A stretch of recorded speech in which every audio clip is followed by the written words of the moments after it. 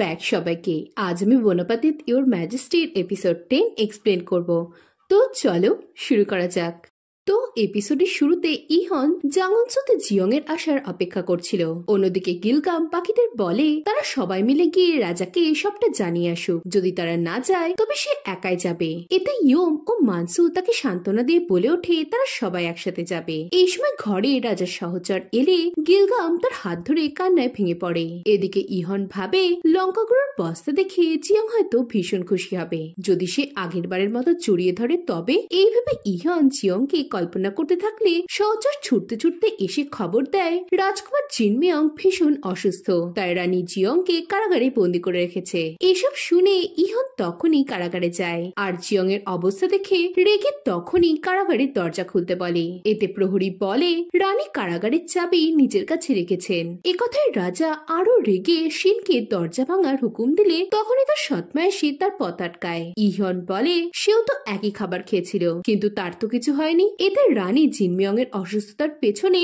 রাজার হাত থাকার ইঙ্গিত দিলে ইহন রেগে তার দিকে তরোয়াল তাক করে কারাগারের চাবি চায়। রানী বলে যতক্ষণ সে বেঁচে আছে সে চাবি দেবে না। এই শুনে প্রচন্ড রেগে ইহন তলোয়ার দিয়ে রানীকে অ্যাটাক করতে গেলে জিয়ং চিৎকার করে তাকে থামতে বলে। জিয়ং বলে আপনি প্লিজ শান্ত হন, আপনার থেকে ভালো আর কেউ জানে না যে আমি নির্দোষ, তাই আপনি তলোয়ার নামিয়ে নেন আর আমাকে নির্দোষ প্রমাণ করুন। এই শুনে ইহন শান্ত হয়। জিয়ং বলে আমি জানি ফিউচারে কি হতে চলেছে, আপনি যদি তরোয়াল ওঠান তবে পরিস্থিতি ভীষণই বিগড়ে যাবে। এখন যাই হোক না কেন আপনি আমায় প্রমিস করুন যে আপনি শান্ত থাকবেন আর সবকিছু সহ্য করে যাবেন। ইহন বলে যদি সে চলে যায় তবে এরা তাকে মেরে ফেলবে। এতে জিয়ং জানায় যদি রাজা তার কথা না শোনে তবে সে এখনই নিজেকে শেষ করে ফেলবে। একথা ইহন তলোয়ার ফেলে সৎমাকে বলে আমার বিশ্বাসই হচ্ছে না যে মা আমায় সবসময় সাপোর্ট করার কথা বলতো সে মনে মনে এসব ভাবে। আজ আমার চোখ খুলে গেল, আমি এই ঘটনার নিজে তদন্ত করব। তবে তার আগে যদি আপনি আবারও জিয়ংকে কষ্ট দেন তবে আমি ভুলে যাব যে আমি এদেশের রাজা। এসব শুনে রানী চলে গেলে ইহন চিন্তিত হয়ে জিয়ং কেমন আছে জিজ্ঞেস করে আর তাকে তার উপর ভরসা রাখতে বলে। অন্যদিকে রাজমন্ত্রী হান রাজমাতাকে বলে তার মনে হয় এসবের পেছনে রাজারই হাত রয়েছে, কারণ রাজা সে চিঠিটা খুঁজছে যেটাতে রানী ইয়নকে বিষ প্রয়োগে হত্যার কথা লেখা আছে। রাজা যদি জেনে যায় রানী ইয়নের মৃত্যুর পেছনে তাদের হাত রয়েছে তবে সে পুরো হান পরিবারকে জ্বালিয়ে দেবে। এতে রাজমাতা বলে সে ভুল ভাবছে, রাজার কাউকে মারার হলে সে ওপেনলি তাকে মেরে দেবে, লুকিয়ে বিষ প্রয়োগ করবে না। আর রাজকীয় শেফ আসার পর থেকে রাজা অনেক বদলে গেছে, তার মধ্যে বিচক্ষণতা এসেছে। কিন্তু মন্ত্রী হান নিজের কথাতে স্টিক ছিল। সে বলে এসবে কেবল একজনই বেঁচে যাবে আর সে হলো মূর্খ রাজকুমার জেসন। এদিকে জেসন তখন সবার সাথে বসে মুকজুর কাজের তারিফ করছিল। তারা বলে রাজা ও হান পরিবার একে অপরের শত্রু হয়ে গেলে তারা বিদ্রোহ করে রাজাকে ক্রুয়েল বলে সিংহাসন থেকে সরিয়ে দেবে। এই সময় সাং জানতে চায় জেসন কেন ইচাংকে বাঁচিয়ে রেখেছে। এতে জেসন বলে তাকে এখনো তাদের দরকার আছে। পরে সিনে ইহন সংজেকে নিয়ে জিনমিয়ং এর ঘটনার তদন্ত শুরু করে দেয়। ইয়মরা জানায় যে সেদিনকার রান্নার বেঁচে থাকা খাবার তারাও টেস্ট করেছিল, তবে তারা সুস্থ আছে। এসব কথা সংজে ইহনকে জানালে ইহন বলে সে জানতো যে ইয়ং এর রান্নায় কোনো দোষ ছিল না। সংজে বলে এমন কি হতে পারে না যে রাজকুমার অন্য কোনো কারণে অসুস্থ হয়ে পড়েছে। রাজবৈদ্য জানিয়েছেন রাজকুমারের মধ্যে বিষ প্রয়োগের লক্ষণ দেখা গেছে, কিন্তু রাজকুমার তো এমন কিছু খায়নি, তাই তার মনে হয় রাজা নিজে রাজকুমারের মহলে গিয়ে তার খোঁজ নিক। নেক্সট দিনে রাজা জিনমিয়ং এর ঘরে যায় আর বলে রাজবৈদ্য সেদিনকার খাবারের উপকরণ পরীক্ষা করে সবকিছু নরমাল পেয়েছে। এই বলে সে চারিদিকে তাকালে কিছু প্যাকেট দেখতে পায়। রাজবৈদ্য জানায় এগুলো জিনমিয়ং এর ওষুধ। রাজকুমার জেসন 2 সপ্তাহ অন্তর এগুলো পাঠিয়ে থাকেন। এই শুনে ইহন বলে সেই প্যাকেটের ওষুধ নিজে পরীক্ষা করে দেখবে। রানী বলে ওঠে জেসন কেন ভুল ওষুধ পাঠাবে, এসবের পেছনে জিয়ং এরই হাত রয়েছে। এতে ইহন তাকে শান্ত হতে বলে চলে যায়, কিন্তু সে বুঝতে পারছিল না ওষুধের থেকে গন্ডগোল কিছু না পাওয়া গেলে সে জিয়ংকে বাঁচাবে কি করে। এই সময় সহচর জানায় সে জিয়ং এর খেয়াল রাখার জন্য লোক পাঠিয়েছে। অন্যদিকে জিয়ং ভাবছিল সে কি জোসন ডাইনেস্টিতে এসব সহ্য করার জন্য এসেছে। সে এখন খালি নিজের বাড়িতেই ফিরতে চায়। এই সময় রাজমাতা তার সাথে দেখা করতে আসে। রাজমাতা তার অবস্থা দেখে একটু আক্ষেপ করে প্রশ্ন করে সে কি সত্যি রাজকুমারের খাবারে বিষ মিশিয়েছিল। জিয়ং বলে আমি নির্দোষ। রাজমাতা বলে সে যেন তার সততায় কথায় দৃঢ় থাকে। মহলে কানাঘুষো ঘুরে বেড়াচ্ছে যে সে রাজার কথাতে জিনমিয়ংকে পিস দিয়েছে, আর রাজা তাকে বাঁচাতে চাইছে কারণ সে রাজাকে বশ করেছে। যদি জিয়ং নিজেকে নির্দোষ প্রমাণ না করতে পারে তবে তাকে কঠিন সাজা দেওয়া হবে। তাই যদি সে ছাড়া পায় তবে কি সে নিজেকে নির্দোষ প্রমাণিত করতে পারবে? এই শুনে জিয়ং হ্যাঁ বললে রাজমাতা তাকে একটা চাকু দিয়ে বলে সে তাকে 3 দিন সময় দিচ্ছে। যদি এর মধ্যে জিয়ং নিজেকে নির্দোষ প্রমাণ না করতে পারে তবে যেন সে নিজেকে এই চাকু দিয়ে শেষ করে দেয়। পরের দিনে জিয়ং ফিরে এলে মানসুরা তাকে দেখে খুশি হয়ে যায়। অন্যদিকে ইহিয়ন তখন জিনমিয়ং এর ওষুধের সমস্ত উপাদান পরীক্ষা করে এমন একটা জিনিস পায় যেটা কি সে বুঝতে পারে না। এই সময় জিয়ং তার জন্য খাবার নিয়ে এলে ইহন তাকে টেনে ঘরে নিয়ে এসে তাকে হাগ করে বলে সে তাকে অনেক মিস করেছে। এদিকে জিয়ং এর রাজমাতার কথাগুলো মনে পড়ায় সে ইহনকে সরিয়ে বলে তার এভাবে তাকে যখন তখন হাগ করা বা কিস করা উচিত নয়। এসবের কারণে নানা গুজব ছড়াচ্ছে। এদিকে জিয়ং এর কথা শেষ করতে না দিয়ে ইহন তাকে কিস করে বলে সে তাকে ভালোবাসে। নেক্সট দিনে ইহন জিয়ংকেও তার সাথে খেতে বলে। সে জানতে চায় সে কারাগার থেকে বেরোলো কি করে। এতে জিয়ং রাজমাতার শর্তের কথা জানালে ইহন চাকুটা কেড়ে বলে সে কখনোই তাকে এসব কিছু করতে দেবে না।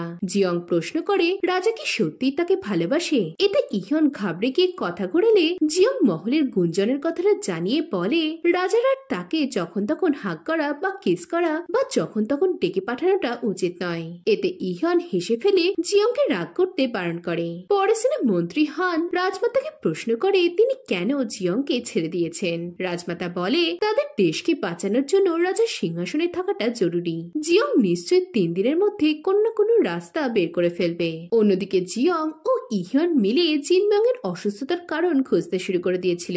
একসময় ক্লান্ত হয়ে জিয়ং ইহনের হাতে মাথা রেখে ঘুমিয়ে পড়লে রাজার সহচরকে ধীরে ধীরে কথা বলতে বলে। 2 দিন কেটে গেলেও তাদের হাতে কিছু আসে না। এই সময় হঠাৎ গিলগাম জিনমিয়ং এর ওষুধের মধ্যে সেই অজানা জিনিসটার গন্ধ পেয়ে বলে আরে এটার গন্ধতে তো মনে হচ্ছে যেন এটা ইঁদুরের পটি। এই শুনে জিয়ং অবাক হয়। পরদিন ইহন হঠাৎ অসুস্থ হয়ে পড়ে। জিয়ং রাজবৈদ্যকে বলে কারো কি মনে হচ্ছে যে রাজকুমার জিনমিয়ং আর রাজার অসুখের সিমটমস গুলো একই রকম? ওষুধ পরীক্ষা করার সময় রাজা সব ওষুধ মুখে দিয়ে টেস্ট করায় হয়তো এটা হয়েছে। ওষুধের মধ্যে কি কোনো অদ্ভুত কিছু ছিল? কারণ গিলগাম একটা উপকরণ থেকে ইঁদুরের পটির গন্ধ পেয়েছে। এই শুনে রাজবৈদ্য জানায় ওটা তবে ওরিয়ঞ্জি হতে পারে যা উড়তে পারা কাঠবেড়ালির মল থেকে তৈরি হয়, তবে তা ভেষজ ওষুধের মধ্যেই পড়ে। এই শুনে ইহনের গা গুলি ওঠে। এদিকে জিয়ং প্রশ্ন করে সে কি আজ জিনসাং এর স্যুপ ছাড়া আর কিছু খেয়েছে। এটা শুনে রাজবৈদ্যর হঠাৎ মনে পড়ে ওরিয়ঞ্জি এমনিতে ওষুধ হলেও তা জিনসাং এর সাথে বিক্রিয়া করে বিষাক্ত হয়ে যায়। এ কথা সকলে বুঝে যায় জিনমিয়ং এর কি হয়েছে।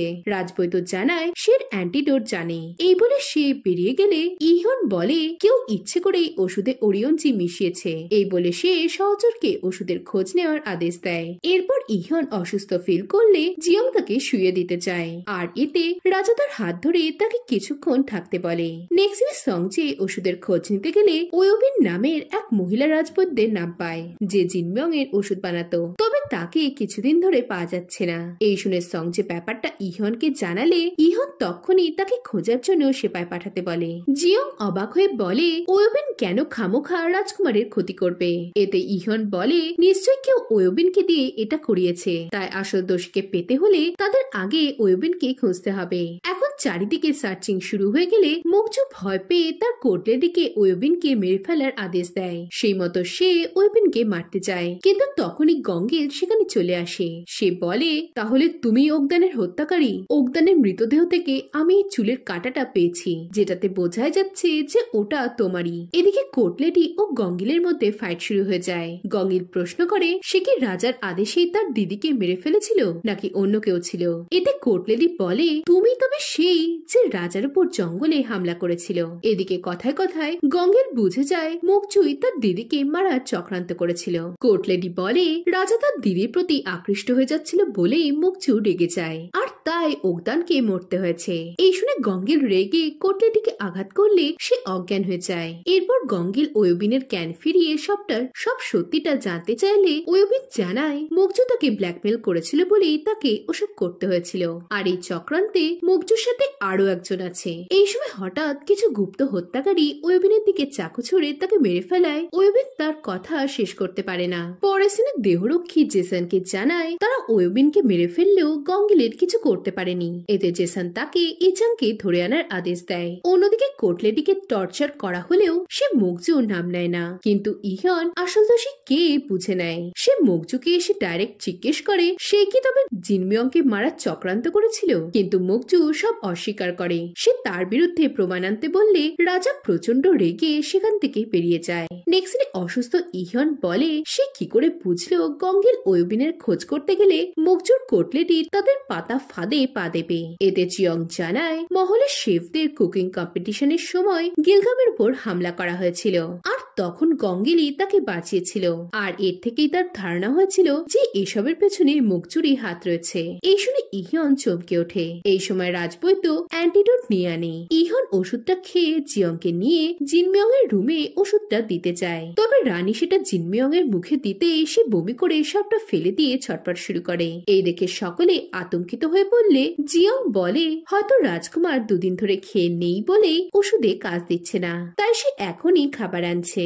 এই শুনে রানী বলে সে কি পালাতে চাইছে। এতে রাজমাতা বলে জিয়ং এর জন্যই তারা চক্রান্তকারীকে ধরতে পেরেছে, আর যদি পালানোরই হতো তবে সে এখান অব্দি আসতো না। এদিকে ইহন জিয়ংকে তখনই জিনমিয়ং এর খাবার আনতে বললে জিয়ং রান্নাঘরে গিয়ে তখনই সকলকে কাজে লেগে পড়তে বলে। গিলগামের প্রশ্নে সে জানায় এই ডিশটার নাম রেস্টুরেন্ট। এটা এমন একটা খাবার যা খাওয়ায় শরীরে শক্তি রেস্টোর হয়। কিছুক্ষণ পর জিয়ং খাবার নিয়ে ঘরে এলে রানী বলে সে জিয়ংকে বিশ্বাস করতে পারছে না। রাজমাতা তাকে বেকার সময় নষ্ট করতে বারণ করলেও রানীর খুঁতখুঁতানি যায় না। এই দেখে ইহন বলে রানীর যখন বিশ্বাস হচ্ছেই না তবে সেই খাবারটা প্রথমে টেস্ট করবে। এই বলে সে রাজমাতার বারণ সত্ত্বেও খাবারটা মুখে দেয়। এরপর রানী খাবারটা অনিচ্ছা ভরে জিনমিয়ংকে দেয় আর ম্যাজিকের মতনই সে ছটফটানি বন্ধ করে তাকে মা বলে ডেকে ওঠে। আর এতে সবাই হাঁপ ছেড়ে বাঁচে। নেক্সট দিনে টায়ার্ড থাকায় জিয়ং এর মাথা ঘুরে গেলে ইহন তাকে ধরে ফেলে। এরপর ইহন তাকে সন্ধ্যেবেলা তার সাথে দেখা করতে বলে জানায় সে তাকে কিছু দেখাতে চায়।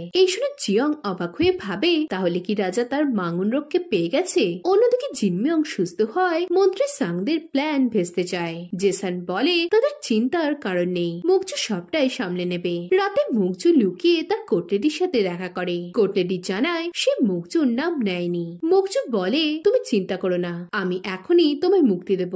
এই বলে সে তাকে মেরে ফেলে। অন্যদিকে জেসন ইচাংকে বন্দি বানিয়ে রেখেছিল। সাং এসবের মানে জানতে চাইলে জেসন তাদেরকে মৃত রানী ইয়নের মাকে দেখায়। জেসন বলে ওনার হাতে যে পুতুলটা আছে তাতে রানী ইয়নের রক্ত লেগে আছে।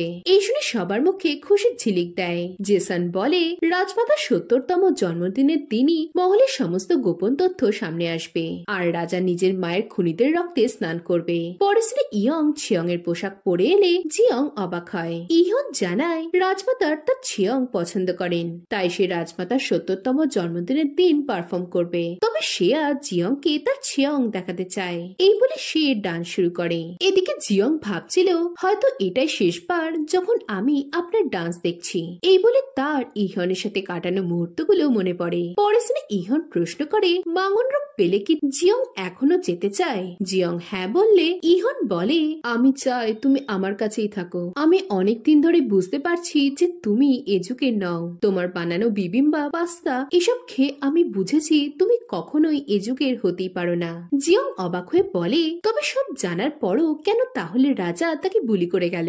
ইহন বলে সে তার মাঙ্গনরককে খুঁজতে চায় না। এই বলে সে জিয়ংকে প্রপোজ করে তার আঙুলে আংটি পরিয়ে দেয় আর বলে তুমি যদি আমায় বিয়ে করো তবে আমি প্রতিদিন তোমায় নিজের হাতে বিবিম্বাপ বানিয়ে খাবো। এই শুনে জিয়ং এর মনে হয় সে যদি ফিউচারে ফিরতে না পারে তাহলে তার আর আক্ষেপ থাকবে না।